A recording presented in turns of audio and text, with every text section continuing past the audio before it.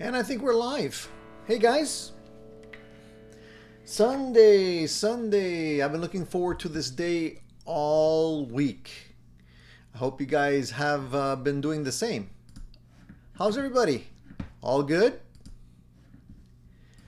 Let's see now. I'm just trying to get my settings okay here. There's always some last minute details that need to be taken care of here before we go live. So hopefully you guys are all in great shape today. What are you guys playing? Any of you playing your guitars while you're watching the show? I hope so. It's always a great time to grab your favorite axe. Just noodle a little bit.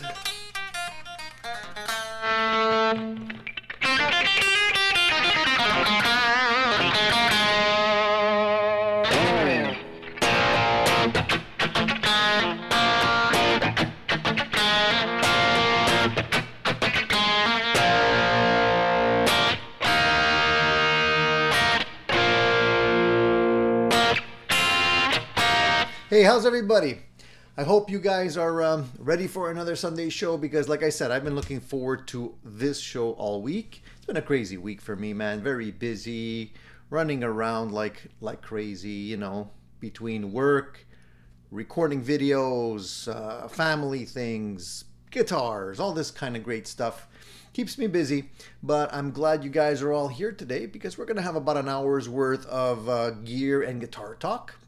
Hope you guys have some interesting things on your radar so we can discuss that later on. And I want to thank you guys for making the channel a lot of fun for me. We're 33,000 subscribers, almost 34,000, 33,9 something last check. So we're almost at 34,000. So obviously I couldn't have done it without you guys. I want to thank everybody. We're always thrilled to have you here. And I want to thank each and every one of you for making this show so special for me. I think your passion and energy have helped us reach this incredible milestone. When I started playing my guitar on YouTube, I never thought I'd be doing it for over 10 years and have gathered so many awesome subscribers. You guys all rock. What can I say? I couldn't have done it without you guys. You're amazing for supporting the channel. So let's keep this gear journey going strong, shall we? I think I always feel like it's not fun when you play your guitar alone. You got to have some friends to share that with, and you guys have definitely made it a lot more fun for me. So I appreciate you guys tuning in on Sunday mornings like this. I know it's not always easy to get up so early. I prefer to sleep in if I can, but honestly, too many things to do. So good morning to everybody and welcome to the show. Now, if you guys were here last week, I think last week's show was like almost 2 hours or over 2 hours long. So sometimes I get on a rampage and we go on a little longer than usual, which is okay from time to time. But today we'll try and keep it to about an hour or so and see who pops in to say hello. So let me say hello to the guys that are already here because you guys got up nice and early. So Dan is here. Welcome. My Logify says first, so I guess he was up nice and early this morning or maybe up late depending on which part of the world you're in. Cushman is here. Cheers to you, brother. And Paul is here as usual. He says there's still a few seats left at the front, so move on up. Yeah, exactly. Everybody is more than welcome to move on up. By the way, as per usual, please make sure you're subscribed. I know a lot of you guys that are here as usual participants in the live Sunday show are already subscribed. But for the new people that are coming, watching the show for the first time, they might not be aware that you need to subscribe to be able to chat. So please do that and you'll be able to chat right away. All right, Vinny's here, Vinny's World, good morning. I think a couple of new faces here. It's me, Don P. Nice to see you. And Marcel is here as well. Hope you're doing well, Marcel. He says, good morning, fellow gearheads. Good morning to you. And Wayne is here. He says, hi, peeps. Out camping in the wild this fine morning. Ah, you're camping in the wild and you still have access to Wi-Fi or your cell network. That's cool, man. How are things out in the wild this morning? That's a very nice place to be able to tune in from. Enjoy the fresh air, Wayne. I hope you have a good time over there. All right. So let's see here. Vinny's World is here. Mazzetti, what's up? Cheers to you. Gene. So a lot of familiar faces this morning. Anybody have anything that they want to talk about right off the bat? If you do, then just go ahead and fire away. Gene says, new guitar day, a Firefly Telecaster. I can't beat up. I wanted a Troublemaker Telecaster, but for $500 for a Squire is not a good deal for me. So he decided to go with the Firefly. That's pretty cool. I think the Firefly brand is putting out some interesting competition for the Squires. You know, and it's always nice to have competition, in my opinion. It drives the prices down a little bit, hopefully. I mean, we can all use a little break in terms of the overall cost of gear, wouldn't you say? So that's fantastic. What color is your guitar, Gene? Give us a little bit of details on it. Like to hear about new gear. Let's see here. So D-Mac says, good day, everybody. Mark is here. He says, sup, guys. Hey, Mark. Presley's here as well. Sup, y'all. Hope you're doing well, Presley. Any new guitar projects on the way? Mark is playing at work. First of all, what are you doing at work on the weekend, dude? But at least if you're at work on the weekend and you can play, that's not all bad, I would say. Unless you have to, like, play at work kind of hidden. I don't know what the situation is exactly there, but nice to have you here anyways. John ZD351 says, hello, Tony and everyone in the chat. And Vox says, I haven't caught a live since the last time. Well, I'm glad you're here now. Patrick is here as well. So hi, Patrick. DMAC had a question. If you want to replace a Telecaster neck with a finished replacement neck, does it only require nut work, filing slots, etc., or are there more things to consider? Yeah, that's a good question, DMAC. If the neck is finished, it depends on where you're getting the neck from. Different companies that offer necks will go to different points of being finished. Generally, some of the replacement necks that I've seen have a nut installed. Many times it's a bone nut, and oftentimes the slots are cut, but I wouldn't necessarily say that they're going to be cut according to what you need. So I would say that a finished neck, in my opinion, would require some nut work. You might want to lower the slots or enlarge them depending on the strings that you're using. And I generally would check the frets because they're not always 100% level. So it's a good time to check that to make sure there's no high frets. Sometimes there are, so it's a good time to level that down, polish the frets, get it all ready. Check the sides of the frets as well to see if there's any fret sprout, because sometimes a lot of these necks have been sitting in a warehouse or something for a long time. They could be a little bit dry, which in turn would shrink the wood a little bit and give you a little bit of neck sprout. Things like that is what I would normally check. I don't think there's too much beyond that if it's a finished neck. But it's always, when people say finished, take it with a grain of salt. Do your due diligence and check it out just to make sure it's all good. You know, that's what I usually do. I gotta say, the camera today makes me look really pale. I think it's because I'm wearing a black t-shirt and I'm holding a dark guitar, so it's pumping up the saturation for some reason. It makes me look really pale. Anyways, doesn't matter. Good morning, Zach. How's it going, dude? Hey, Paul. Nice to see you, man. All right. We got 33 people here so far. Hopefully more will trickle in. Paul says he's checked out a Charvel Sandemus last week. None of my guitars have such a thin neck. I felt like a fish in a tree playing it. I still might get one just to have my first ever Floyd. I have to tell you, Paul, I've tried quite a few Charvels, and I actually owned a couple in my lifetime. They're not all the same in terms of the thickness of the neck. There are some really thin ones, which I don't usually get along with myself. I prefer to have like a medium thickness to the necks of my guitars. So you can, look around different models, different neck profiles. You'll probably find the one that you like. And if it's your first ever Floyd, get ready, dude. Because Floyds there's a love-hate relationship with Floyds, and I don't know if anybody else here has guitars with Floyd Rose bridges in them. But if you do, I'm sure you'll agree with me when you say that like a Floyd Rose is like a girlfriend that requires a lot of attention. You constantly have to fiddle with it.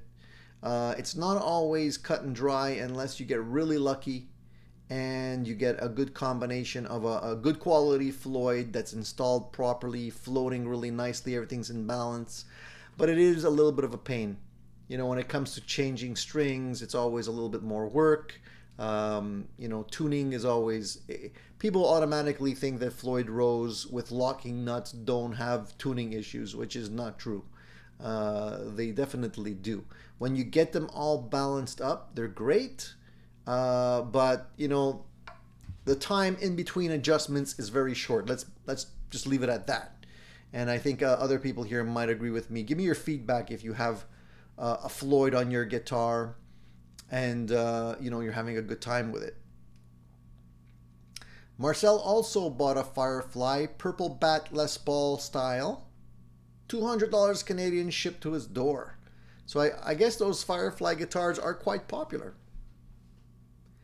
And I think Marcel said he was happy with his too. How long have you had the guitar, Marcel? I think it's just recently, no? I think you mentioned it last time. Guys, give me some thumbs up, please. I would appreciate it. We have 34 people here, 19 thumbs up. Let's get that number in balance a little bit. I would appreciate it. It helps the channel as well. And Gene says he got his first Firefly. It's fun. I think some of the more affordable guitars are liberating, in my opinion. If you have more expensive guitars, it's always nice to have a less expensive guitar, because they kind of make you feel like you can, have a lot of fun with the guitar. You don't have to baby it. It's not the end of the world if something happens to it or if it gets nicked or chipped, So it's nice to have something like that. Today I'm playing this guy, by the way. This is a homemade guitar. I call it my Stealth Striped EVH, I guess, homage. Interesting guitar to say the least. It's basically a parts caster that I built, and I love it. It plays so well. Polonia body, which weighs nothing. It's the lightest guitar that I have. It's like playing a balsa wood guitar. It's so light.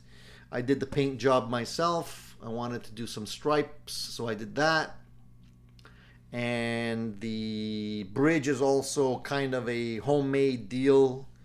I guess you would call it a, custom bridge, because I took the existing bridge that was on the guitar. The base plate is the existing base plate, but I did change the saddles. So these are better quality saddles. At some point, I might actually change out the entire bridge and put something a little bit more substantial, because the block on this is kind of small, thin, not hefty. The pickup in this guitar came from, I believe it was one of the Tokais that I had. And I just put it in this guitar because I like the way it sounded. And yeah, everything's like pretty much custom on this guitar, and I like the way it sounds.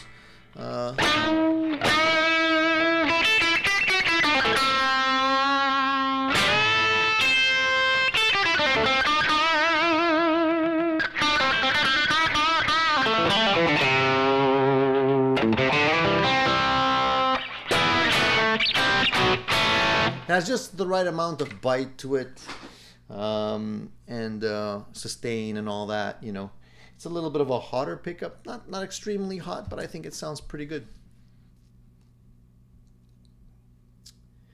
Time Surfing Alien is here. How's it going, dude? Nice to see you. Zach says early in the morning on a Sunday is actually a good way to start the day. So I'm glad you appreciate that, man. Early risers, I guess. Some days are just rough. You know, sometimes you wake up in the morning and it's like, oh, you know, what a night. What did I do last night? So I'm glad you guys are in shape for the Sunday show. Vox says, how hard is it to swap an acoustic nut? I want to put a bone nut on one of my acoustic guitars, but I've never done it. Great question. It's not actually that hard. It's not any harder than an electric guitar. You know, obviously the nut is shaped differently. You'll have to get the right thickness for the nut. Obviously you want to make sure the nut fits the guitar nicely. But as far as swapping it, it's the same process, man. You just take it off, tap it out. Hopefully it's not glued in there with super glue. Sometimes people will use like super glue to glue in nuts. I don't know why they would do that, because usually all you need is a little dab of glue. That's a little drop of glue and that's it. And then you can tap it out, put in the new nut, make sure it's the right height, the sluts. Freudian slip there. The slots are cut deep enough and wide enough so that they don't go out of tune when you're fretting the note. And yeah, it's not that difficult, dude. If you any guitar instructions that you have that will outline how to install a regular nut applies to an acoustic guitar more or less.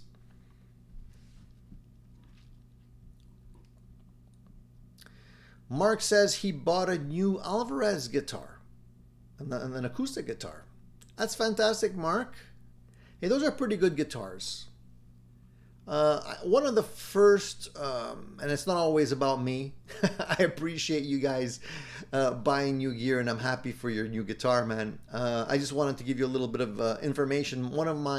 I would say one of my first serious acoustic guitars that I bought was an Alvarez, and I kept it for a really, really long time.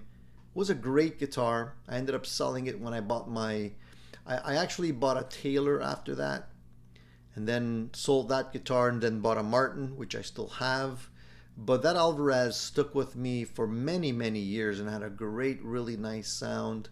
It was a bright sounding guitar, lively guitar, and I really liked it. So now, is this Alvarez a new guitar that you bought from a store, like a new model, or was it a used guitar, like an older Alvarez guitar? Yeah, I don't know. I forget how much I paid mine originally. It wasn't like overly expensive. I believe it was maybe around, I don't know, $500-600 at the time. This was many, many years ago. So it wasn't like overly expensive. I would say an average price, but it played really great compared to a lot of the other acoustic guitars that I tried.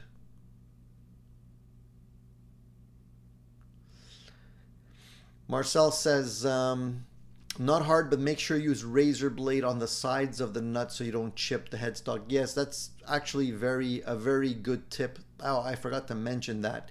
The reason why you would do that is because you want to cut through the polyurethane paint, because typically a lot of companies, what they'll do is they'll install the nut first and then and spray the guitar. So the paint goes actually over the nut, and if you just try and tap it out, you can sometimes chip the paint. Yeah, so if you just score the edge all around the nut just lightly with an X-Acto knife and then tap it out, you won't have any issues. It'll come out nice and clean. Good point. Good catch there. I wasn't thinking about that. Farid is here. Nice to see you, man. All right. Stuart, haven't been here since I was here last. Hopefully that wasn't too long ago. And Gene says, white Telecaster Les Paul troublemaker style roasted neck, stainless steel frets, locking tuners, $179. I still don't understand how companies could actually make guitars that cheap when other companies, and we won't name names, but we know who we're talking about, apparently can't make a guitar for under $4,000. So it's nice to see that there are other alternatives out there. And for $179, hey man, you can mod the heck out of that guitar if you wanted to, if it needed to be modded. But with a nice roasted neck and stainless steel frets, I don't see what, there probably wouldn't be that much to do on the guitar besides maybe an upgrade in the pickups or some of the, the volume or tone pots or something like that. But that's, not anything urgent, all in due time. I wouldn't necessarily rush out to get those things changed right now. Wait till they fail, and then once they fail, then you deal with it, man. Paul bought an Universal Audio UAFX Orion Maestro Echoplex, nailed $99, less than half price factory sale. If I knew it was so good, I would have paid full pop. Ignorance was bliss. Yeah, I think you mentioned the fact that there would be a couple of interesting pedals for sale. That's a nice grab, dude. Echoplex is always something nice to play with. $99. I would say that's a good snag. How do you like it so far? Does it live up to your expectations, Paul?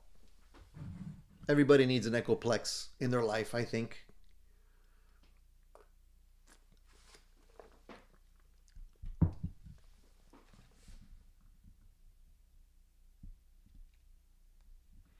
Hey, Steven. Steven's here today. He says, good morning, all. I'm late. I'm going to have to bounce early. Brother needs dryer repair today.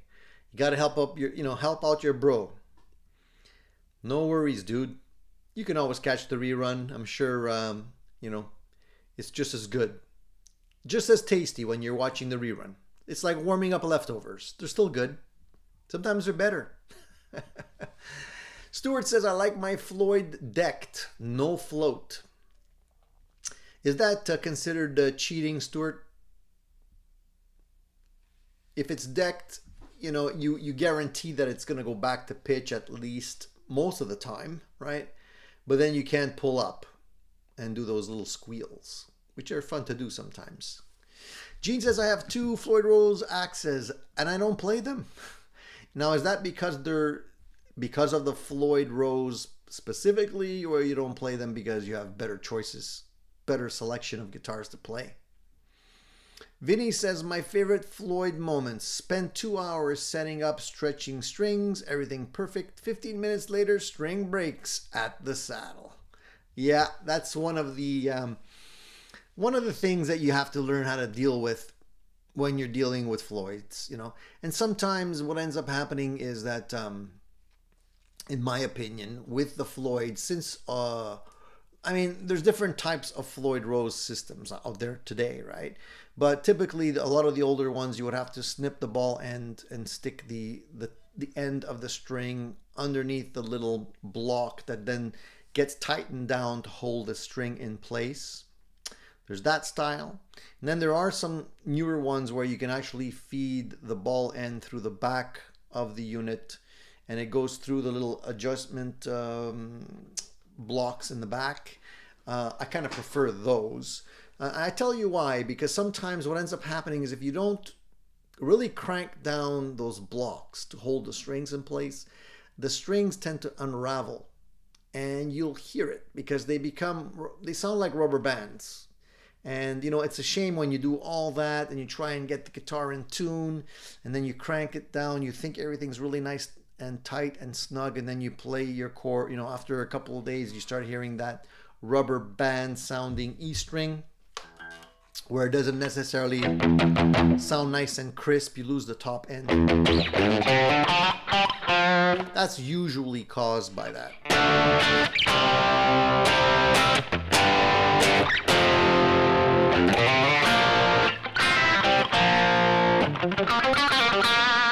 There I go again, giving the finger.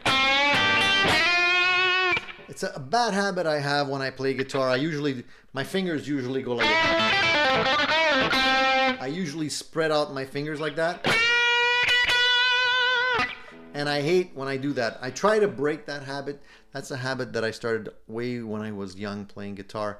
And I can never break that habit. I prefer to play like this, keep my fingers together. You know, like...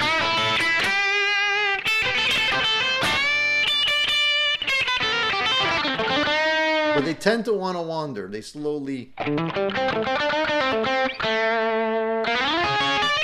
That's one of the things that I have to really pay attention, because it's almost like it just naturally wants to open up the fingers. And I don't know if any of you guys have tried to break bad habits, but it's not easy, man. It really isn't. So that's one of the things I'm working on, you know. Mississippi Blue says, hey, Tony and everyone. Tony, when checking for high frets using a fret rocker, is it best to check with an unstrung flat fretboard or understring tension? Good question. I like to keep everything flat. What I'll normally do before I check the... because you can't really check high frets properly if your neck is doing this or doing this.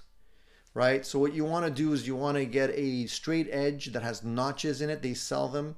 You can buy them. Stumac has them. Any store that has items for fixing your guitar, setting up your guitar will have these. They're basically long straight edges, and usually they're notched. One side is usually notched for a Strat style guitar. The other side is usually notched for a Gibson style guitar, because they don't have the frets exactly in the same location. And the idea with that is you put it on your fretboard, and you basically it gets the frets out of the equation, right? It just basically sits on your the wood part of your fretboard, and then you just loosen your nut so that it's perfectly flat, that you won't be able to see any light coming out from underneath this this straight edge. Then you know it's perfectly flat, and then you go ahead and do your fret rocking. That's the best way of doing it. You want to start from zero. You want to make sure you're starting from a flat situation. Otherwise, you're going to be chasing your tail on that. Paul says, I owned the original Echoplex in '69. Great year. The year I was born. The Orion is a total keeper. You can even use it as an always on, as it lies back in the mix and is as easy as a Fender Verb. Beautiful. I might have to check that out. I'm pretty sure there's probably none left, or the sale is over, I'm guessing, Paul. I'm going to check it out later on. Vox says, avoid the Floyd. I don't know if Floyd Rose guitars are as popular as they used to be. I think, you know, in the 80s, definitely they were more popular. Everybody wanted one. Everybody had one. All the hair metal bands, you know, were using them. Obviously, Eddie was using them. So it was a fad that was very, very popular back in the 80s, and then kind of died out. And today, I don't think it's as popular anymore. You don't often see new bands playing with Floyds anymore.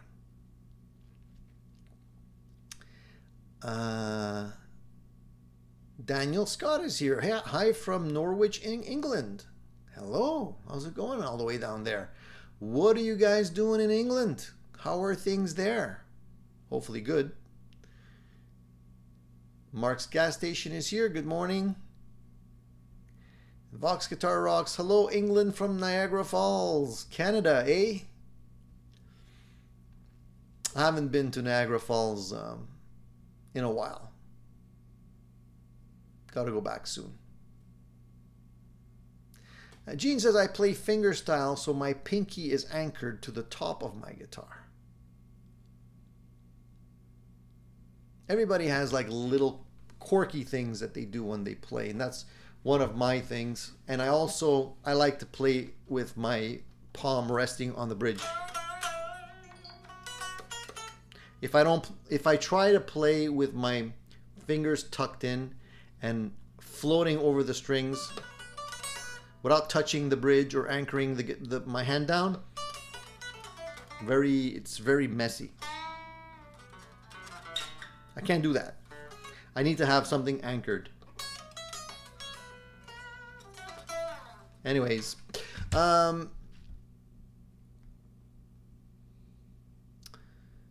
Shane says, don't fear the Floyd. And Rich says, Floyds are not evil. So we have a variety of opinions here.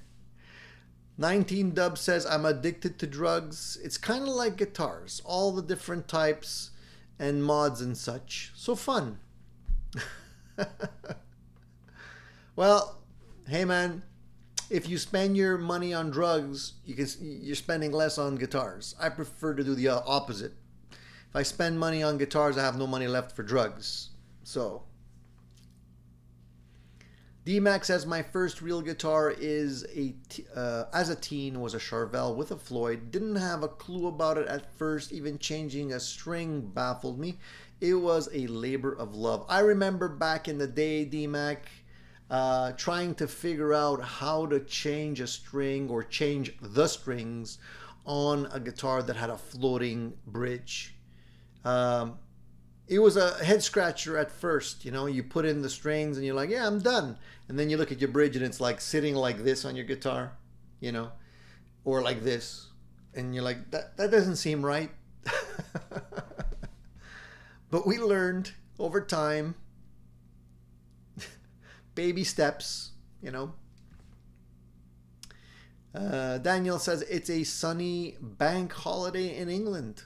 Awesome, man. Sunny days in England. What else could you ask for? Beyond being able to play your guitar and tune into this. I appreciate you, man. Thanks for tuning in. Spread the word over in England. We can use more English guitar buddies over there. Charles says, I dig the Vigatrem. Yeah, man. Vigatrem is a great option if you still want to have the flexibility, I would say, of a Floyd Rose without necessarily having to deal with a locking nut. It works really well. I highly recommend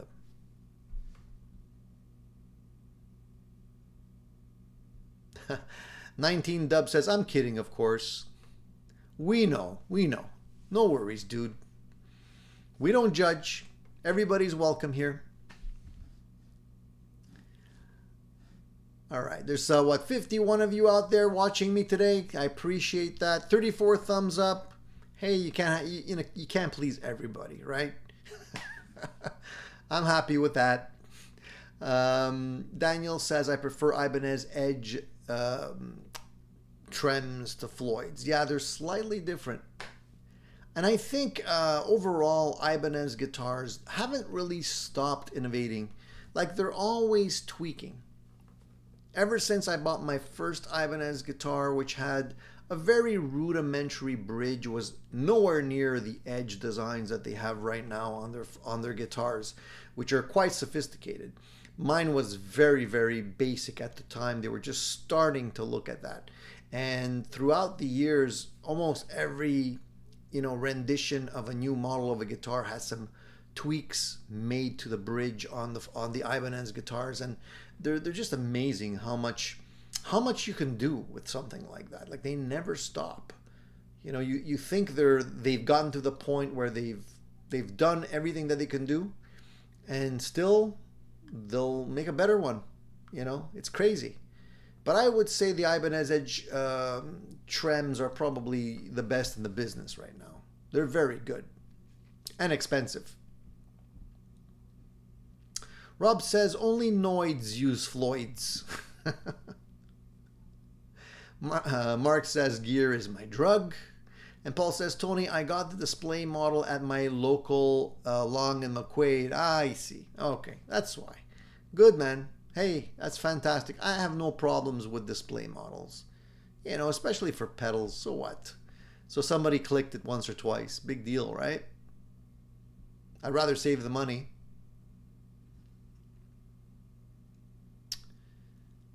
So 19 Dub says, Charles Scott, how is it? I want one so bad. It seems very mushy and easy to use, and that's what I'm looking for. Sorry, I think I might have jumped over that comment. Mushy and easy to use. Let me just scroll back a little bit here, guys.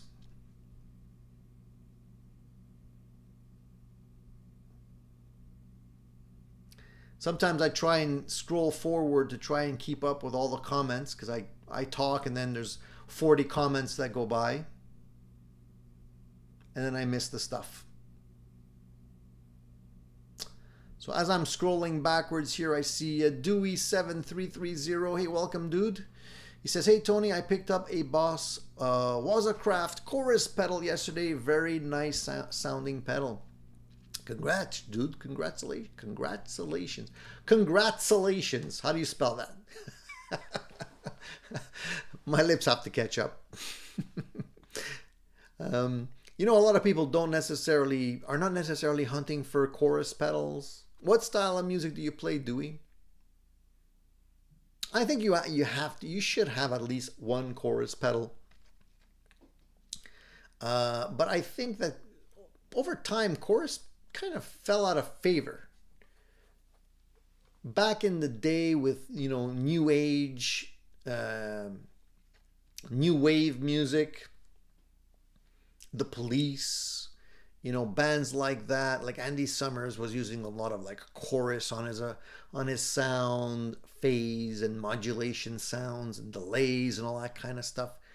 That was quite popular back in the day. And now, if you have a chorus pedal, you kind of use it very subdued in the mix, just to give you a little bit of air, which is nice. Specifically if you're playing, you know, a nice, just like strumming chords on a ballad or something like that. It does the job. It's nice.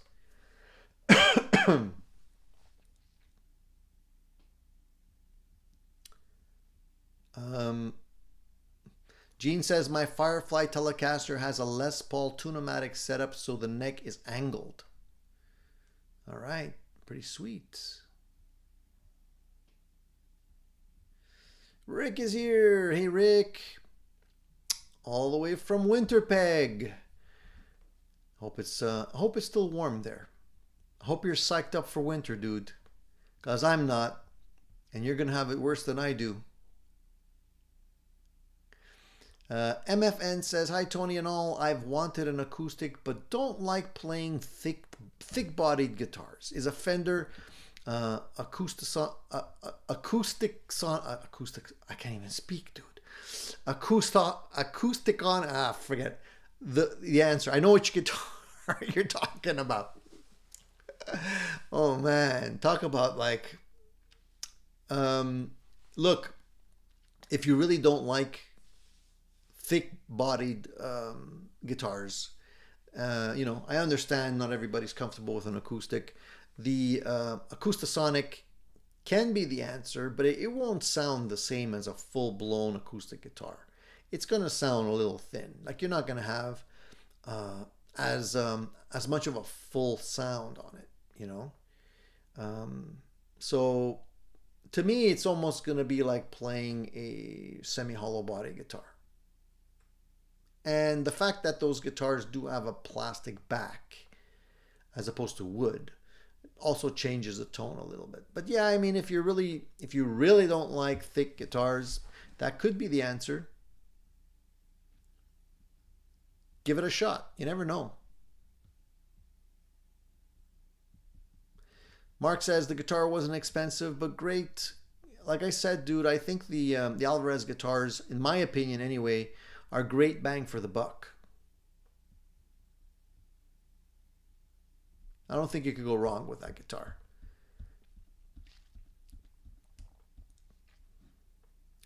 Rob F says the chorus on my Roland JC amp was pretty amazing. It's gone now. Yeah, those amplifiers were known for such a great stereo sound, right? So the chorus was really like vibrant. It was really nice. I remember, like, you know, if there's one sound that you're going to want to get out of those amplifiers, it's the chorus. They weren't great for drive or overdrive. They didn't sound great for that. but for chorus, they were pretty amazing. Daniel says chorus is essential for Metallica intros or some grunge. Yeah, that's what most people use it for. You know, those intros. It's always nice to have some chorus thrown on. And of course, if you're playing stuff like The Police, if you're in a cover band, it's always nice to have some chorus at your disposal.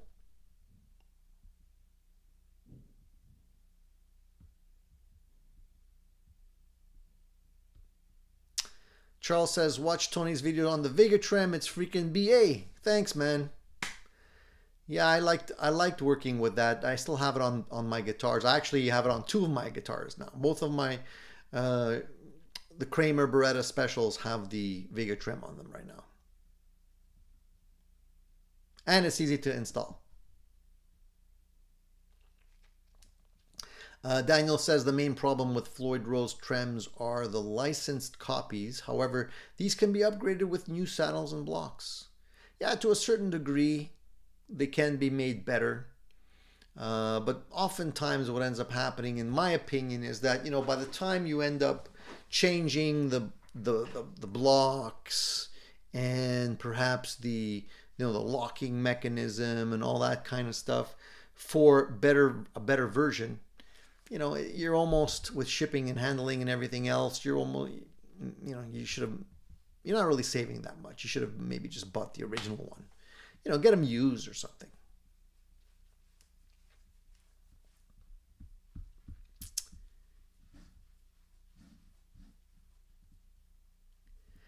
Okay, so Dewey says, if you want that chorus sound, try the Boss Wazacraft. They modeled part of that pedal after the amp's chorus. Yeah, and the Waza stuff is good. It's really good. Little expensive though. But there's quite a few options out there for good, for really good chorus pedals. I tend to stick with the TC Electronics stuff just because they do have quite a variety of sounds, and the tone prints that they offer are quite good. So you can get some really nice sounding chorus pedals, like on all-in-one.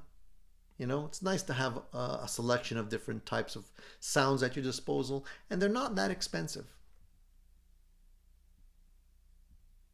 Vox says, I saw a PV Windsor 100 head on local buy and sell for $300. Thoughts? Well, I can give you my thoughts. Well, first of all, it's very loud. 100 watts may be overkill, depending on what you're trying to do. So if you're looking at playing a 100 watt head at home, hang on to your hat. It's going to be loud. I honestly don't even look at 100 watt amps anymore because I don't need 100 watts. Even 50 is a lot. I tend to go lower than that, and if I do buy a 50 watt amp, I tend to look at amps that do have the ability to switch down to even lower wattage. That's what I need now. So be aware, 100 watts is going to blow your head off. They do sound really good. I had seen a video way back when where they were playing through the PV Windsor, and they were also playing through a vintage Marshall, and both of the amps were hidden, so you couldn't see what they were playing through, and the Windsor sounded really good. Like, I wouldn't hesitate to use it, to play it. And for $300, it's pretty good. I mean, you can't really get much for $300 anymore, but I'm telling you that 100 watts, unless you use an attenuator or something like that, it's gonna be a challenge.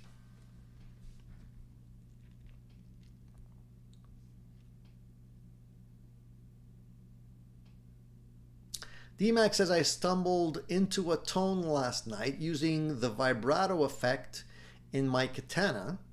Reminded me a bit of Dave Navarro's cleanish tone on Ritual de l'eau habituelle. Did I pronounce that correctly? It's a lot of fun when you're playing around with tones and just accidentally dial into something that reminds you of something else. That's kind of the same technique that I use whenever I program sounds with my FM9, because I don't necessarily, a lot of people will do it. There's two ways you can do it. You can start from a blank slate on the FM9 and try to dial in a tone that is that basically you're looking for. So let's say you're looking for that Jimmy Page sound, for example. Start with a blank slate, select your, the amplifier, the speaker, build up the effects and all that kind of stuff and try and get there. Or you start from something that reminds you of it. So that's what I'll normally do. And it might be a little bit off in the sense that the sound may have been built with something other than a Marshall.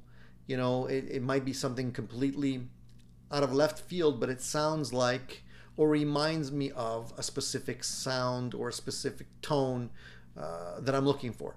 And then I'll dial it in from there. Saves a lot of time. And what I'll often do, and that's the beauty of using modelers these days, is that you can actually, through headphones, like I'm playing through the modeler now, right? So I hear my guitar. So if I'm playing the guitar, I hear it.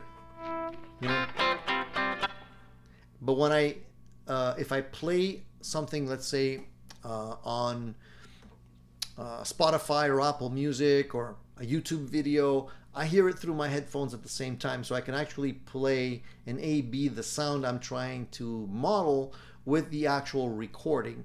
And that way I can get it really, really close. I can honestly A/B and really get the nuances dialed in. And that's how I like to do it. It's a lot of fun. You can spend hours doing that. Hours.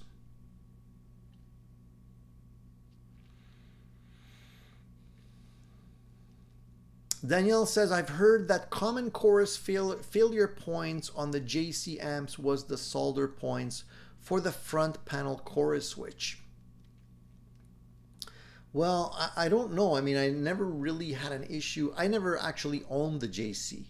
A friend of mine had it, and that was one of the amps that I always wanted to get when I started playing guitar. Before I knew the difference in the nuances between a transistor amp and a tube amp.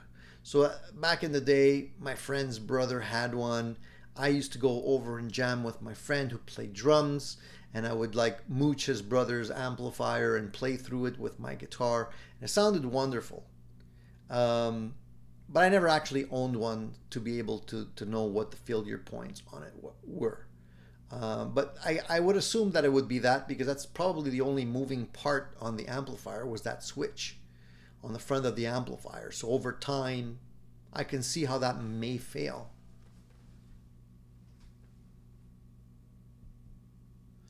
And Patrick said, it's fun that you talk about chorus. I'm actually testing my JC22 with gain pedals. I did try the #1 Mad Professor Brown, and it did not sound great. I have so many to try. Wish me luck. You know what? Because you're dealing with a transistor amplifier, I would say, you want to choose a drive pedal that's not overly saturated, and something that maybe allows you to dial in a high gain and a low gain sound. Start with the low gain and really play with the tone knob till you get to that sweet spot. Because sometimes with transistor amps, they tend to get fizzy a little bit when you dial in too much drive. So it's really, a little goes a long way, I would say. You can also try stacking them. Try stacking maybe 1 or 2 lower gain pedals to get it where you want it to be.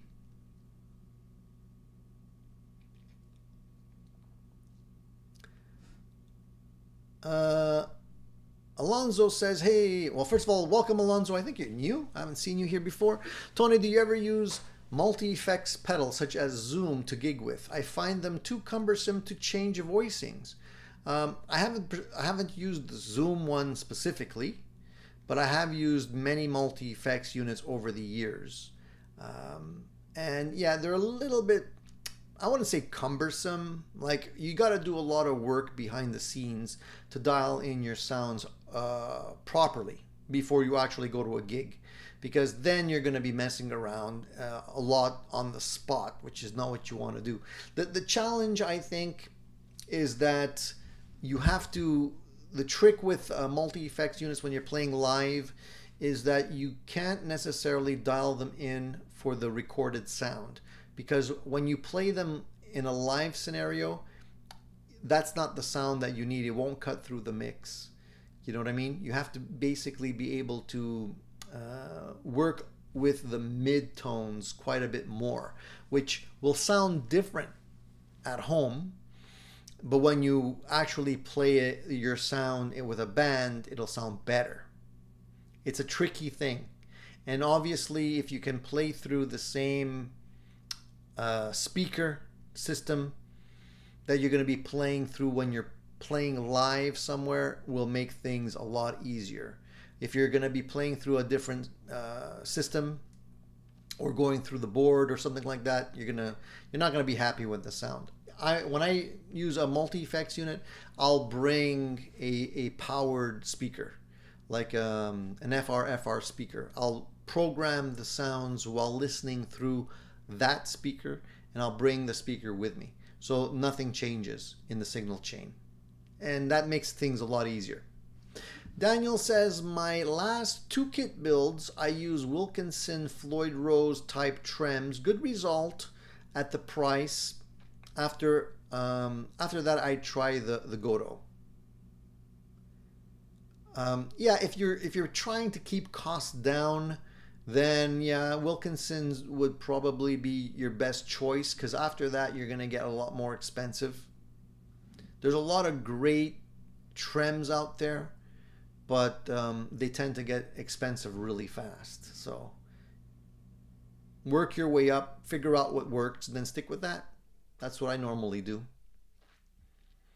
DMAX says, I went down a tone print rabbit hole the other night on my Hall of Fame reverb. I'm thinking of getting their delay pedal. Tons of great sounds, but the beaming noises is like ice picks to my ears. Do you mean when you actually load the tone print? You don't have to actually have it very loud when you do that. You know that, right? You can actually, keep it like relatively low. I know what you're talking about. The Hall of Fame is on my board right now. I have the Hall of Fame 2. And it's a sweet pedal. It works really nice. I like it a lot. You can cover a lot of ground with the TC electronic stuff.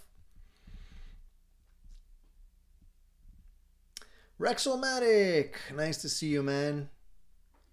He says, back in Phoenix after traveling all summer. Picked up a couple of special guitars at Music Villa in Bozeman, Montana.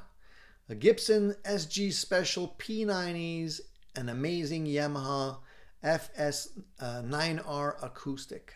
Well, beautiful, man. First of all, congratulations on that SG. I had my heart set on an SG Special with P90s. I ended up getting an SG. It wasn't the Special, but it did have P90s. I ended up getting the Classic. I would have liked to have gotten the Special, but they're hard to find. So that's a really nice find, dude. Congratulations on that. And the Yamaha's not too shabby either. So that seems like a very fruitful little trip you had there.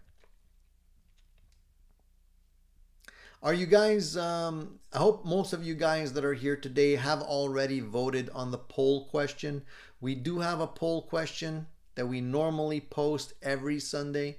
So please, if you have a moment, go to the community section of the Addicted to Gear YouTube page. And on there, there's a poll question, and we're going to answer and take a look at the poll question in just a minute, okay? So just do that before we forget. I just want to mention it because some new faces here might not be aware.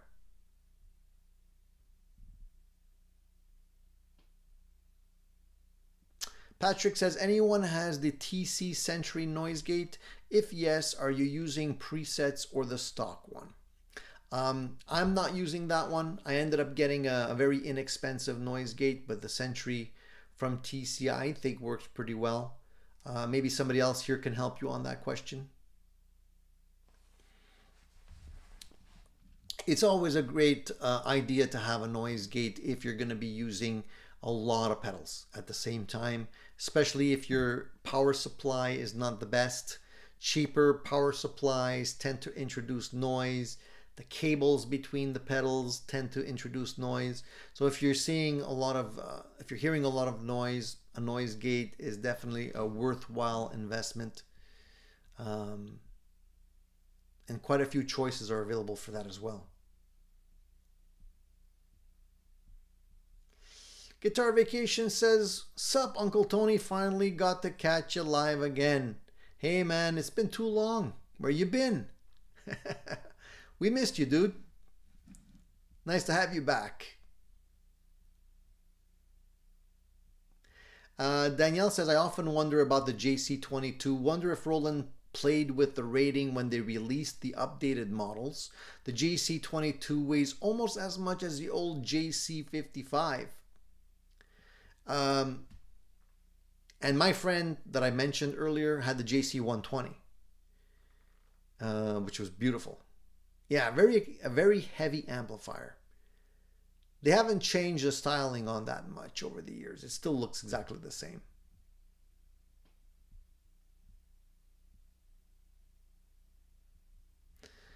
Patrick says the magnets on the speakers are huge, heavy box. Yeah, and that was the same with a lot of the early Mesa amps that had the really huge Black Widow speakers.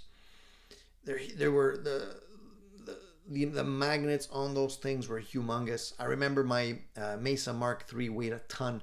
It was basically the size of my Princeton over there, right? Not much bigger than that, but it weighed so much. It was crazy how much that thing weighed. It was all speaker magnet.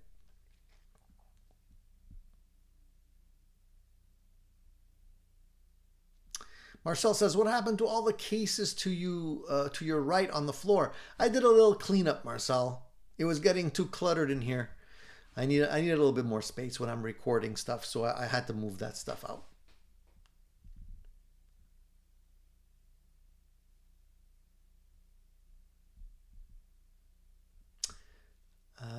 Russell says, "Ironically, the very ancient Boss ME5 had a very user-friendly interface that made it easy to change presets live." I don't think all of the multi-effects units are as difficult to change presets. I have a few that I've tried and done reviews on, and if you check my channel, you'll see that there's quite a few smaller, more inexpensive units that I've used that are really easy. They're a breeze. I think a lot of the more expensive, complex models that allow you to do a lot more and really tweak like every little parameter are harder to use. But some of the more inexpensive ones are fantastic. I wish they would all be that easy. Danielle says, "Experiment with reverb pedal position. Notice a difference between upfront connection versus using a send return effects loop." Yes, especially on the different amplifiers. If I'm using reverb, I tend to like to go through an effects loop. It always makes the reverb sound better, in my opinion. That's not to say that you can't go in the front of an amplifier. If you don't have an effects loop, you can. And it'll sound okay generally, but I do feel like it does the best in an effects loop when you have that option. So definitely use the any of the modulation effects, so chorus, any type of reverb, delay, that kind of stuff. Any type of modulation, you want to typically try and go through an effects loop to get the most of it. NFM says, "Tony and all, what's the best way to clean chrome pickup covers and tuning machine knobs? Mine have a light coating of finger oil and dust." All right, a lot of good questions today. I appreciate that, guys. So first of all, you don't want to use anything on chrome that's going to corrode it. Nothing that has an acid base. Typically, you just want to use a cloth you know, a little bit of just a cloth most of the time, that will get the finger oil and dust off. You don't necessarily have to put anything on it. Sometimes if you start putting stuff on the chrome, you might start getting like pitting and different types of discoloration. So keep it simple. Just use a regular cloth. Cotton is best. And just wipe that stuff off and it'll come out really clean. You don't have to go crazy with it. And try not to spray stuff on your pickups, because even though you think it's just gonna land on the cover, it can actually go through the little spaces and get into where you have the wires and stuff. And you don't want to mix liquids with your wires there.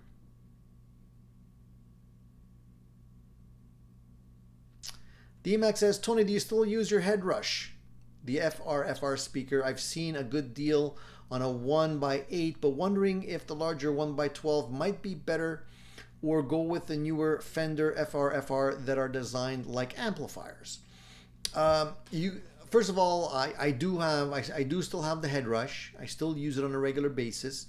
I like the 1x8s. I find that the larger 1x12s give too much bottom end. Like the 1x8 has lots of bottom. You won't be missing bottom, trust me, even though it's just an 8-inch speaker. A lot of people think, oh, an 8-inch speaker, no bass. Not true. The 1x12s, too much bass. So you're better off with the 1x8, and it's also smaller and easier to carry. I haven't tried the Fender versions yet, but I'm sure they're just fine. I do have another type of box that I use from time to time that is built like an amplifier, but the head rush works just fine. If you can get one and it's a good deal, grab it, man. Just make sure there's no issues with it. You know, make sure everything works fine. There's no unwanted noises or little issues there. Thanks for reminding everybody to hit the like button, Marcel. Appreciate that. Thank you. Charles says, how do I get to the survey? Just go to the Addicted to Gear channel and go to the community tab, and you should see the survey there. I can actually, maybe I can just copy and paste the link for you guys. It would maybe make things easier. Let me try and see if I can do that. Give me a sec, okay, guys? Let me just do that real quick, because it is a little bit tricky to find. All right, here we go. I'll put it in the comment section for you guys. Okay, here we go. There we go. That's the link.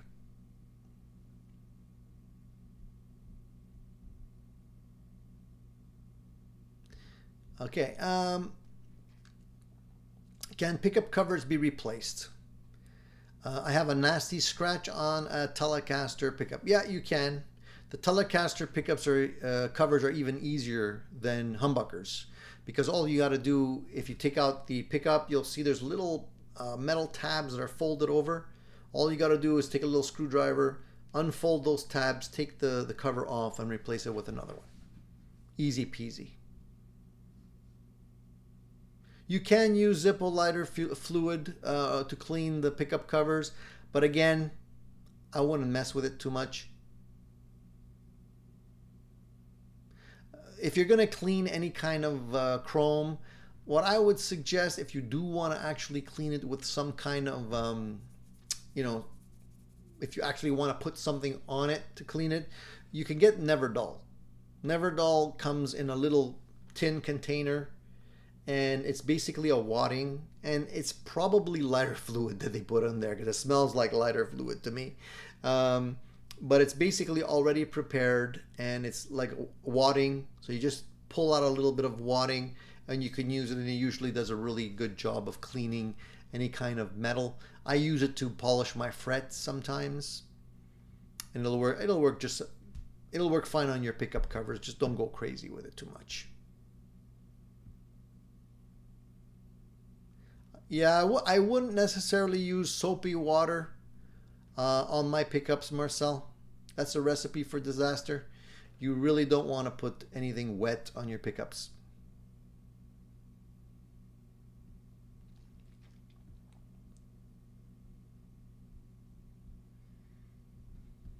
Okay, so let's should we take a look at the poll question, guys? All right, let's do that. We'll jump right on the poll question here, and the poll question for today was how long does it take you to get back into the groove after being away from playing with a band for roughly 6 months? And the reason I asked that is because it's been a while since I've actually been playing with my band. We kind of take a hiatus during summertime. But this particular year is actually a little bit different because unfortunately a member of the band had to deal with his dad passing away, and it was kind of a rough period. So we wanted to make sure that he has enough time to deal with whatever he needs to deal with and then get back to it. And people are away on vacation, they're doing their things with their family. It's a little bit more difficult to align schedules during the summertime, so we decided to take a little break. It's been a while, and I feel it, definitely feel it now that I'm trying to get back into it, trying to play the songs for the first time after not playing them for such a long time. And like anyone else, when you have things in your brain and you haven't been using that information, it basically gets pushed out with new stuff. So you have to kind of relearn all kinds of stuff and relearn all the little bits and get the fingers moving again. So it's always a challenge, and some people can jump right into it like it's nothing, like they're riding a bicycle, just continue from where they left off. I'm not like that. It's a lot of times it does take me a little while to get back into it. So I want to know what you guys think and how you guys feel about that and what your experience is. So we have a few votes already in, and I'll share the results with you. And please go ahead and continue to vote on these if you haven't already done so. Thanks, Alex. Alex says, Tony, just wanted to say I really enjoy watching your show on Sunday mornings. I appreciate that, dude. And thank you for being here and sharing the fun. You guys make it fun for me too, It's a two-way street here. So here we go.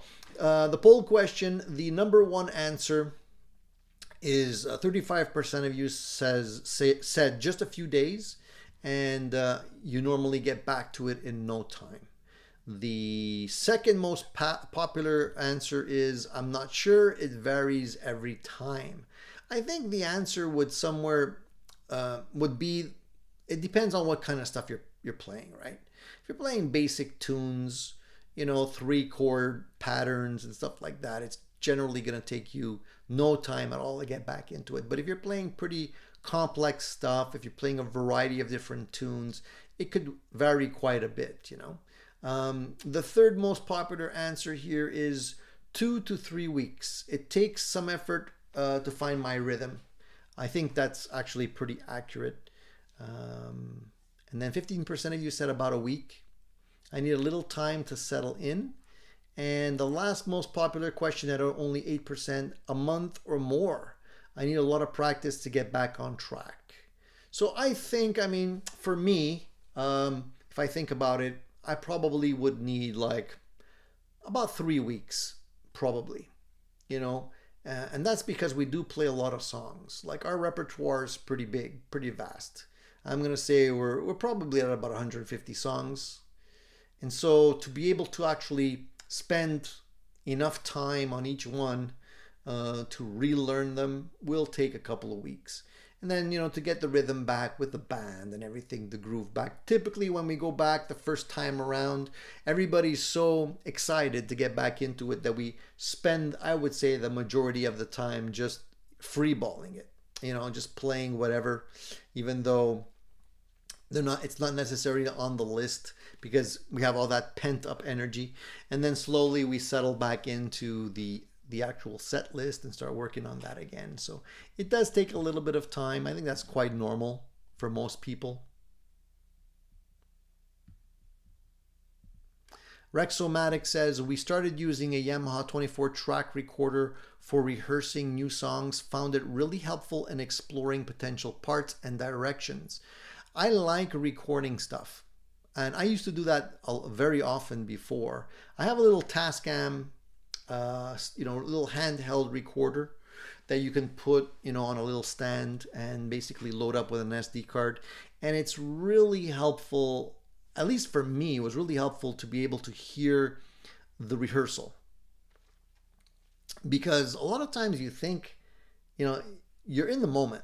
You don't really realize, you can't really pay attention to everything that's going on because you're so focused on your own part, right? And what's coming up. If you have a solo lead part coming up, you're kind of focused on not messing it up. And so you're thinking about your own stuff. And you don't necessarily hear the overall feeling of the tune. So when you record the stuff, it actually makes you pay attention to, oh yeah, that's where we slowed down there, or maybe we missed a section there, or we were a little bit off. It allows you to better understand where at least you can do better. And I think I'm going to start doing that again.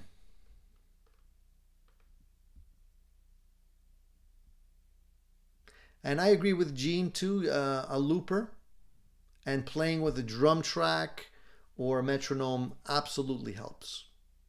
Timing is so important. I think that's the majority of the thing that you need to work on when you're getting back into it after being away for so long. It's the timing. And getting the fingers to move the way you want them to. So yeah, drums definitely help. And Alonzo says, it's been 15 years since I played with a group. However, I do accompany a vocalist from time to time. There's nothing like playing with a band, in my opinion. It's fun to play with an individual, or try to develop song ideas by yourself.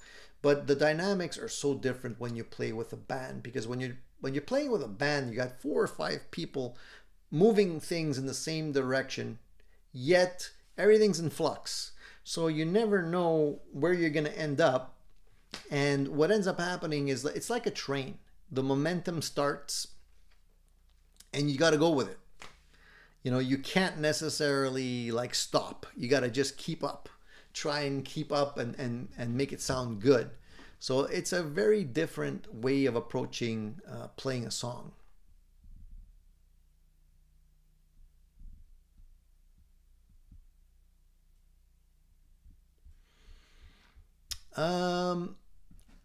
There's a couple of things I wanted to mention that I had on the agenda today, and I'll jump through them real quick.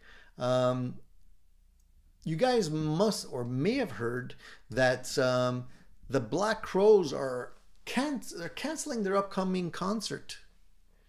They had an upcoming concert that was scheduled to take place in New York, and I feel bad for these guys because it seems like they have a little cloud following them wherever they go.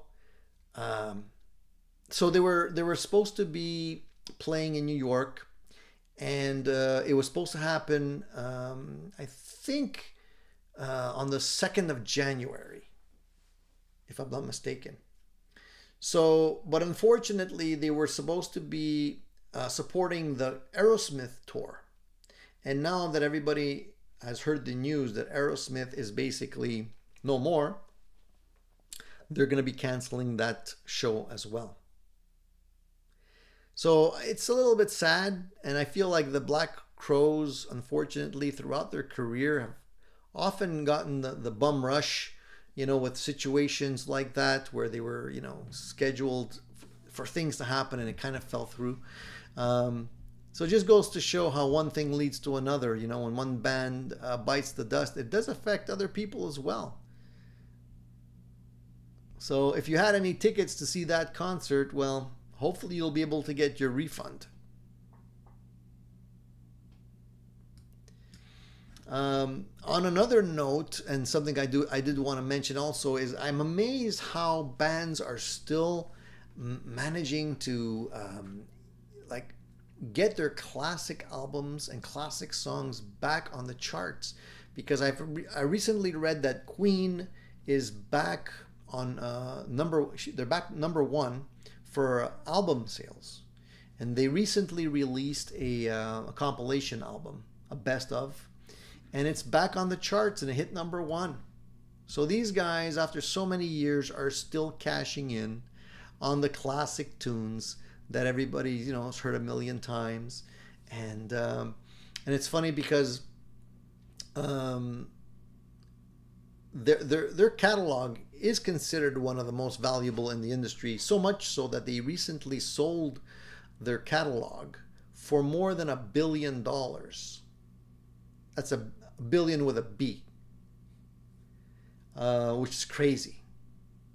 And so, hey, you know, if you're going to be on the rock and roll train, it's better to be on one that's going to be able to pay the bills when you're retiring.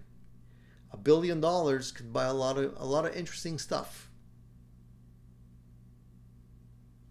Vox says the Black Crowes' luck seemed to tank after turning down a collab effort offered by Jimmy Page. Yeah, and I really don't understand why they would have done that. That's such a dumb move, man. You know, if Jimmy Page is offering to write songs with you, you don't say no. And they were doing really well with the Jimmy Page stuff. The concerts that I've seen on YouTube where they're playing with Jimmy Page are amazing. They sounded great together. And they could have really done something awesome together. And they decided, I think it was the brother, one of the brothers. I don't know if it was Rich that made the call, but he decided to say, he basically told Jimmy Page, no thanks, like we don't need more songs. And Jimmy Page got offended and he's like, oh yeah, okay, I gotta go, see you later. And that was the end of that. Sometimes, man, those knuckleheads, I swear, man, it's like you don't know what you have in your hands, you know. Dan says he cashed in on the Fender sale and got an American Jazzmaster in Sunburst for $1,500. A nice Jazzmaster. Fantastic, dude. Awesome. Awesome. How long were you eyeballing that guitar before you pulled the trigger? Happy camper. Rexomatic says, I went ahead and mixed 6 new songs with a producer friend from our first full band gig in some time. Flaws and all, found it motivating for both me and my bandmates, producing partners, and showing potential. It's not going to be easy to record songs. And a lot of people, you know, will play with a band and they'll play covers, and that's cool. But writing music and recording music, that's a whole different skill set. So if anybody here is doing that kind of stuff, hats off to you, man. Speaking of Fender, Gene says Fender is trending now. Speaking of Fender, they also launched their certified pre-owned program on Reverb. You guys seen this so far? Anybody aware of this? I think what this means is that they basically took a page off of the used car dealer guidebook, where they decided, well, if anybody is going to be selling stuff, Fender gear, we might as well make a cut. So what they're doing is they're offering official Fender certified guitars that are pre-owned, basically used guitars, on Reverb. So you can buy them. And they've been professionally inspected and come with a Fender 1-year limited warranty against defects and a significant discount to the new gear prices. So I don't know if anybody really needs this. Do you guys think this is necessary? Like, I don't need Fender to give me, like, they're going to be making a cut on that deal for sure. I don't need them to tell me if the guitar is in good condition. I can tell that on my own. So why? I'm not going to necessarily want to be paying a premium for that, unfortunately. And, a limited warranty of 1 year doesn't really mean much. Like, a warranty on what? On the paint? I don't think it's... I don't know. I mean, I think they're just trying to find ways to make money on the used market, because I think the used market's probably substantially more valuable than the new guitar market. There's a lot of used gear floating around out there. So if they can make a cut off of that, 20% off the top, why not? I see why they're doing it. I just don't think it's, I don't know, man. I guess it's nice to have if you're uncertain of what you're looking at, but an old guy like me knows what he's looking at when he's looking at a used guitar. So not really necessary for me, I would say. I don't know if any of you guys caught my video where I was talking about the whole Mesa Boogie Randall Smith update.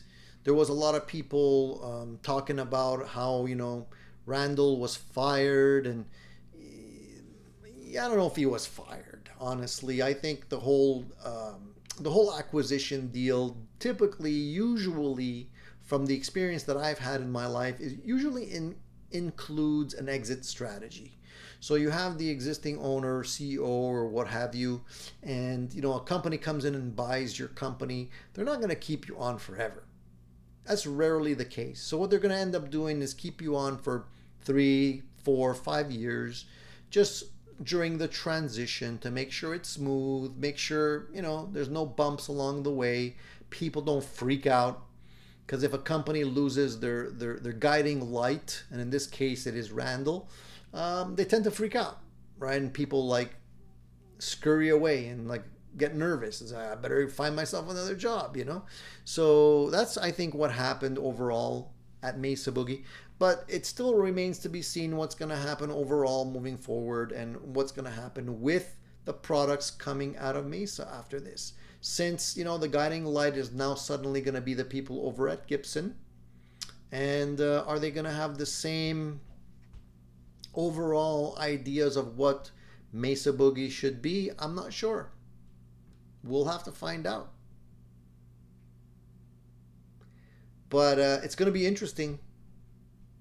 I wasn't overly impressed with the latest amplifier that Gibson put out. And that was put out while Randall was still at Mesa Boogie. So I'm sure Randall had a big part in the Falcon. I don't know. I thought it was an expensive amplifier for what it was, and it wasn't overly impressive to me. I'm not going to say it flopped, but I don't think they sold that many. I don't think people were lining up to buy that amplifier. So here we go. Is that going to be the trend we're going to be seeing moving forward? We'll see. We'll see.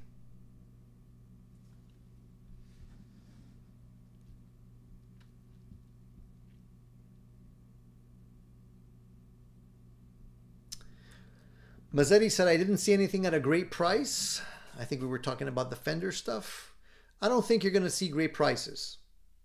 I don't think that's the goal here. I think it's just to make people feel confident that they're getting something of decent quality when they're buying used. And Paulie says, I think a lot of people have overreacted on the Fender approved used program. It won't affect much, I don't think, unless they're very cheap, which is unlikely. I think the cheap train or boat or whatever you want to call it has sailed. I don't think we're going to be seeing many cheap guitars moving forward, unless it's a new company trying to break into the market. I'm pretty sure that the Fender stuff and Gibson stuff will continue to be expensive. I don't see them lowering their prices anytime soon, unless something major happens, unfortunately. So if you have a nice collection of guitars, a nice collection of Fender and Gibson guitars, consider yourself lucky, because it's going to be substantially more expensive to buy any of these brand name guitars moving forward. Really, really expensive. So the good times, in my opinion, are gone, at least the ones I've seen when I was younger. Marcel says, Fender hitting the used market is your fault, Tony. You always say don't buy new. Of course, how can you, Marcel? These days, with the prices that are, you see the prices. You can't buy new. Why would you anyway? If you want to pay premium dollar and buy a brand new unplayed guitar, that's your prerogative. Go for it, dude. You got the money in the bank. It makes you happy. But I mean, I I prefer to let the other guy pay premium and save myself like that 40% or so, you know, like a new car. If you like the new car smell and you want to pay 40% more for that, go right ahead. I'm okay with some sloppy seconds. Oh man. Vox says, Tony, didn't Gibson already do something similar to what Fender is doing now on the used market? Yeah, I think they did. I mean, Fender and Gibson are basically trying to figure out, you know, if there's any unturned rock or avenue that they can actually use to squeeze a few extra percentage points out of their sales. This is just another way of doing it. I honestly believe that if they would just put out a decent guitar for a lower price, they would sell a shitload of them. You know, similar to what PRS is doing with their SE model. I mean, even the Epiphone versions are getting more expensive now.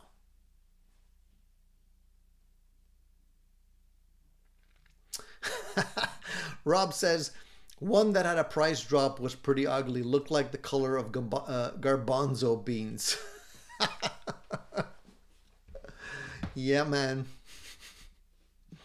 Gene says PRS 2 has dropped prices like crazy. Well, they kind of have to, Gene. I mean, how much further can they go with the prices? I mean, the PRS stuff is already very expensive.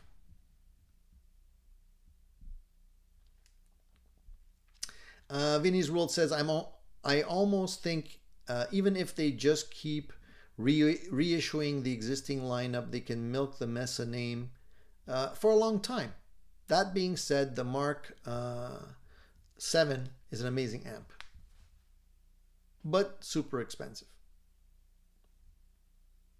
But Vinny, I agree with you, man. I think like so many times when a company's taken over by a larger corporation, I mean, the simple thing is full speed ahead. Keep on doing what you're doing, what made you popular and famous to begin with. But it's almost like it's too much and they can't resist messing up a good thing. So many times I've seen, you know, industries taken over or companies taken over by other companies, and they have to make changes. They have to try and make more money or introduce something new, or, you know, just, I don't know what it is. It's just like it's just stronger than they are. They can't just keep their hands off. I don't know why. And so many times it just goes like, it just tanks. You know, so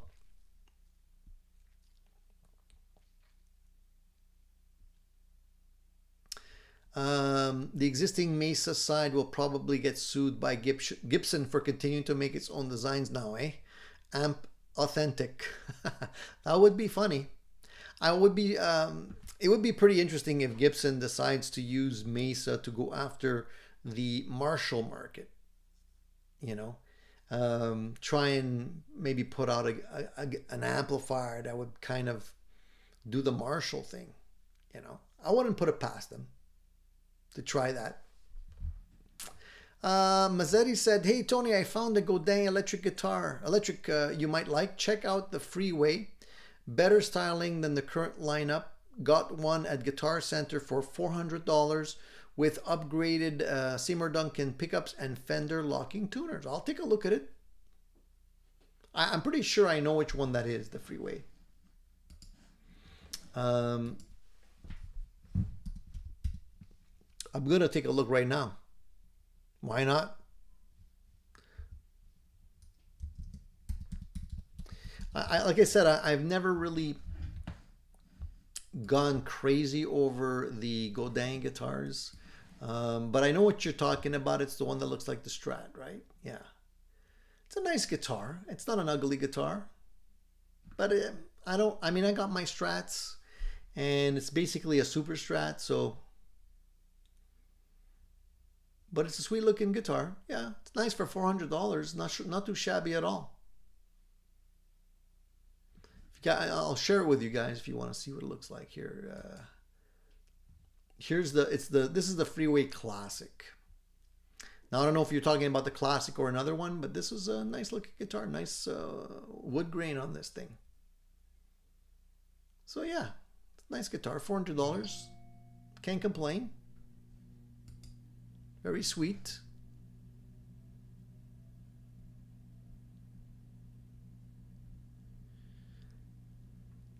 Paulie says it's going to be a real tough ship to keep on going. Decades of product out there on the market that people arguably want more than your new stuff. So good luck on them. Well, I mean, look, they're going to have to do something nice. They're going to have to, make it worthwhile. You know what I mean? Maybe it's a question of like just being able to offer a better price, or a different tonality, or more amplifiers, but with that comes the risk of messing things up.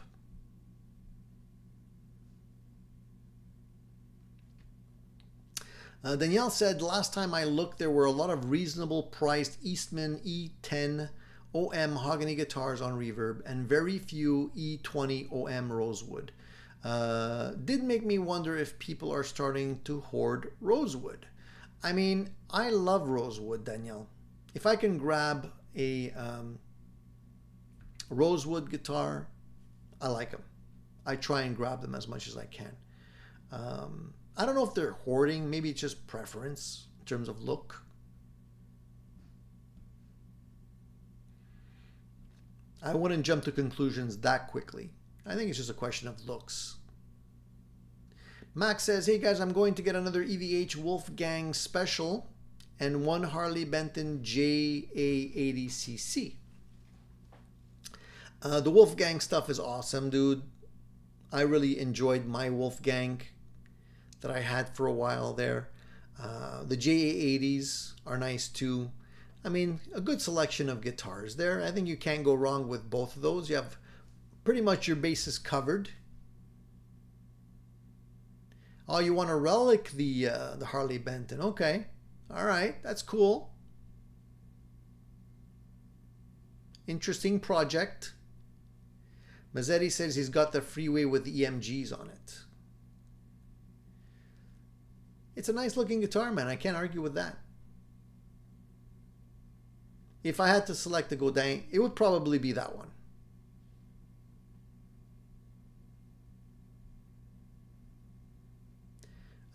Vox says Gibson copying someone else's amp design would be hilarious, considering how in the past they went after everyone who they thought were copying their stuff. I know, but looking at amp designs, everybody's copying everybody. I mean, at the end of the day, right? I mean, the whole point of Mesa amps, I mean, they started, how did Mesa start? Was Randall Smith basically modding Princeton amplifiers. He basically took that amplifier, the Princeton, and he hot rodded it. He put a more powerful, bigger speaker in it. He souped up the, all of the transformers and basically gave it more power, and that slowly evolved into the other amplifiers that they have. Everybody's copying everybody. Fender, Marshall copied Fender. Mesa Boogie copied Fender. A lot of people copied Fender. So at the end of the day, I mean, it's all a mishmash. Mazzetti says, Tony, how long until you get to try the Tone King? I don't know. It's been a few weeks. It's on order. It's on back order. I mean, I didn't order it yet, but the store is supposed to be getting some. They were sold out, and they said it would take a few weeks. So I'm assuming September. So we'll see.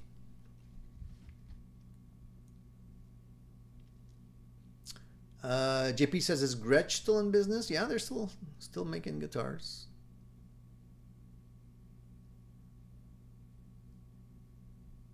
D-Max says, I only heard negative reviews of the new Gibson Mesa amps. They seem to be collecting dust in stores. I've been and haven't heard any or seen anything positive about them. Again, I agree with you, D-Mac. When I saw the videos, that was the best I could do.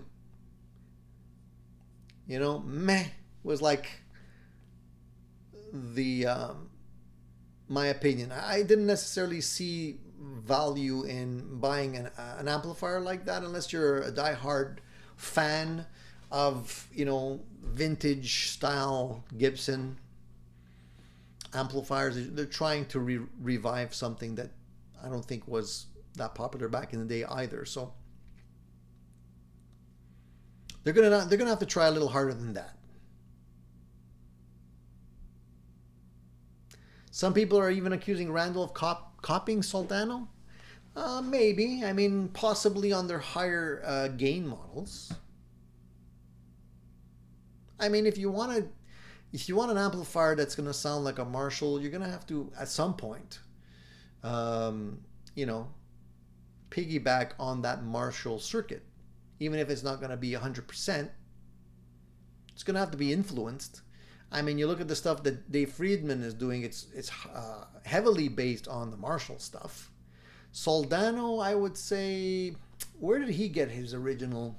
I'm sure if I read up on the history of Soldano, he was probably also modding Marshalls or something like that. Then went in his own direction with that.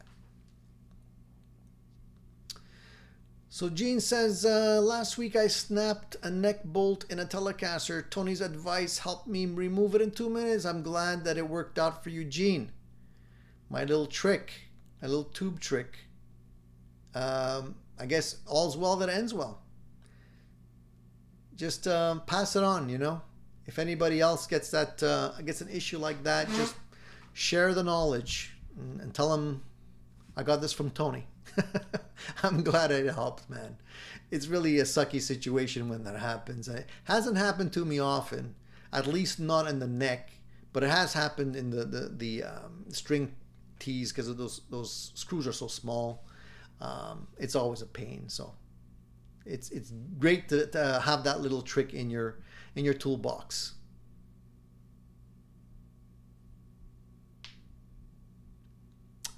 And Vinny says, wasn't Soldano's thing basically inspired by Marshall, but built on top of a Fender platform? Something like that. I don't really have all the details on that, Vinny. Something like that. I got to do a little bit more research to get all the information, but I believe that's what it was. Marcel wants to know what the trick was. Okay, I guess I can quickly go down the trick. So basically, whenever you have a screw that breaks in your guitar, right? What do you do to get it out? If your screw breaks in, the head, you know, pops off, and you have the rest of the screw that's stuck in the wood of your guitar, what are you gonna do? You have a couple of options. You can get those reversible bits that you can kind of hopefully grab the end of the screw and screw out. But those, in my opinion, have limited use when it comes to guitars because they're usually made for situations where you strip the head of the screw and not situations where the screw breaks off. So what I like to do is I'll go ahead and I'll find myself a little tube, like a brass tube, metal tube, aluminum tube, doesn't really matter. But you want to get a tube that's slightly bigger than the diameter of your screw. So let's say your screw is 1/8 of an inch. You want to get a tube that, let's say, the screw would fit into that tube very snugly, as snug as you can. And then what you do is you take that screw, cut it down to the length of a bit, and take the tube, cut it down to the length of a bit, then just file in some teeth on one end. And you don't have to be precise. You can use a saw or a file and just rough teeth. That's all you need. Then take that tube, chuck it into your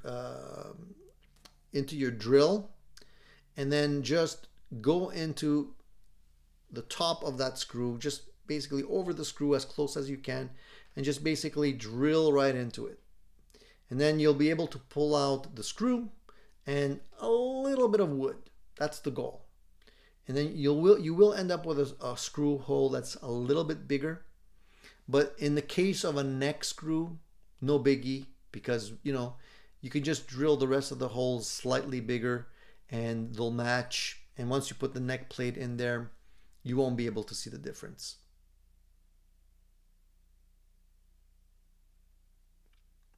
It worked for me in the past, especially if you're trying to remove a very small screw. Those reversible bit things don't work. Vinny says, I don't have the tools to make that tube tool and ended up buying the StewMat kit for that. All right, well, I mean, you can always do that as well. I don't know how much the StewMat kit is going for, but yeah, if you have no choice. Gene says it cost him, what, $2.49 to make the core drill bit. There you go. So, glad I can help.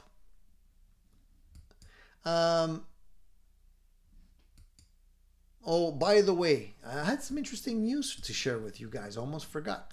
Apparently, the last track that Eddie Van Halen and Alex Van Halen worked on is gonna be released. I don't know if you know about this, but Alex is working on a book, on a memoir about his life, I guess, his life with his brother. And he's apparently going to be releasing the last track he worked on, which his brother was on as well. And it's going to be an extra. And it's going to be like a group thing. You're going to be able to buy the audio book and you're going to be able to get the track. So I guess it's a little, a little carrot to help sales. And I think it's going to be interesting to see and to hear. I think it's going to be, first of all, I probably would love to read that book. I'd like to get his insight on, what it was like living with his brother, the early years as they started to develop their musical talents and, all the way up to the end. Alex is what, 71 years old? He's not a spring chicken anymore. It's going to be cool. And I hope they're going to start playing that track on the radio. Maybe not, but it'd be cool if they do that. So I'm looking forward to that. And if you guys are Van Halen fans, hopefully you guys will be looking forward to that as well. It's always nice to hear good music coming out of the Van Halen camp. One thing that I wanted to talk about, and I'll just end it on this note because we've been talking quite a while now. There's a really cool pedal out there that I'd really love to try. I don't know if anybody here tried this pedal or not. It's made by a company called Black Limited, and it's called the Double Tracker. And I think at one point there was another company that did something similar. I don't know if it was it TC Electronic? I can't remember. It may have been TC Electronic. But basically what it is it's a double track effect in a pedal. So you know how when you're playing or recording music, if you want to fatten up the sound, the easy way to do that is to double track, right? And what I mean by that, if you guys are not aware, double tracking is basically you're playing the same thing, the same phrase or the same chords. You're recording them twice or three times, and every time you play them a little bit different. It could be that you're playing them with a different guitar, different EQ, stuff like that. And basically the end result is a really big sound that fattens up the sound. Well, that's a trick that you use when you're recording. But now this company has come up with this double tracker pedal, which basically will allow you to do that while you're playing. So if you're playing in a band situation, and you want to really spice up the chorus part or the verses or whatever, you just kick this in and you get a really nice fat sound all of a sudden. So I'd really love to check out this pedal. I'm going to see if I can get my hands on one and maybe review it for you guys, because I think that would be really sweet. And it's cool because it's not your typical delay pedal or chorus pedal or distortion pedal. It's just flavor on top of it. Yeah, that's the one. That's the one. The TC Electronic Mimic was the one that they came out with, which was pretty interesting also. So I'm wondering how well this one will work, compared to that one. I'm probably going to grab one at a certain point just to have that in the arsenal. Paulie says, works a whole lot better in stereo, though. That's the kicker. Yeah, it is true. It would definitely work better if you have a stereo rig. So maybe with a JC120 or something like that, you can fatten up the sound quite a bit. But this one's pretty cool because you can mix the wet and the dry signal to your liking. And I'm pretty sure it's got a stereo out as well.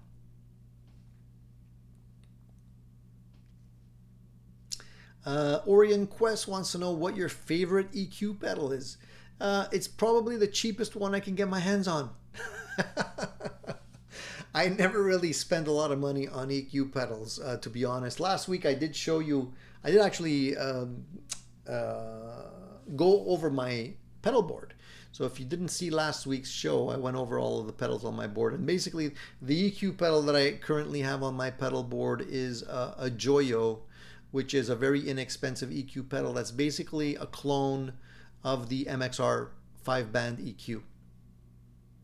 I do have a couple of other EQs, like I have a bigger one, but 5 bands is plenty for me right now, and I think the bigger ones just take more space on my pedal board, and I don't usually need all that.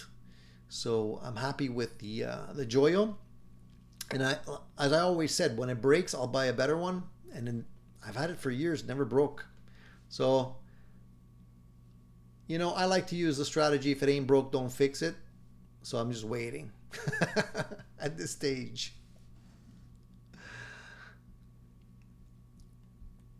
Rob says Star Wars needs a character in a bar scene named Han Valen, playing modern guitar with some great Han solos. Yeah, okay, Rob.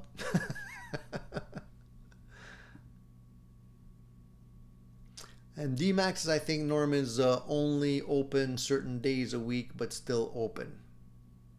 Norms.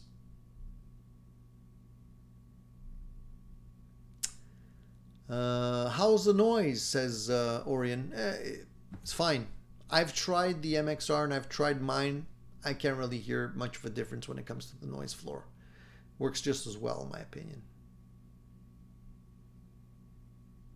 Yeah, the MXR stuff is good. I'm not knocking the MXR stuff, but I ended up getting this first and it was really inexpensive and still doing the job. So that's it. All right, guys, I've been yapping for an hour and 47 minutes now. I do appreciate you guys sticking around for all of the blah blah today. There'll be more blah blah coming next week. So if you can't get enough, tune in next Sunday, 10 o'clock, or so, excuse me, 10:30 Eastern Standard Time, not 10 o'clock. And there'll be more stuff to talk about for sure. In the meantime, guys, have a great week. Have a fantastic day. Keep on having fun with your guitars and gear. You know, just make sure you squeeze the most fun out of what you have. That is really the only advice I can give you guys. Have fun with all of your gear, and it makes life a whole lot easier, in my opinion. That's it, dudes. Thank you for tuning in. Peace out, and see you soon. We'll be back with more next week. Take it easy, boys.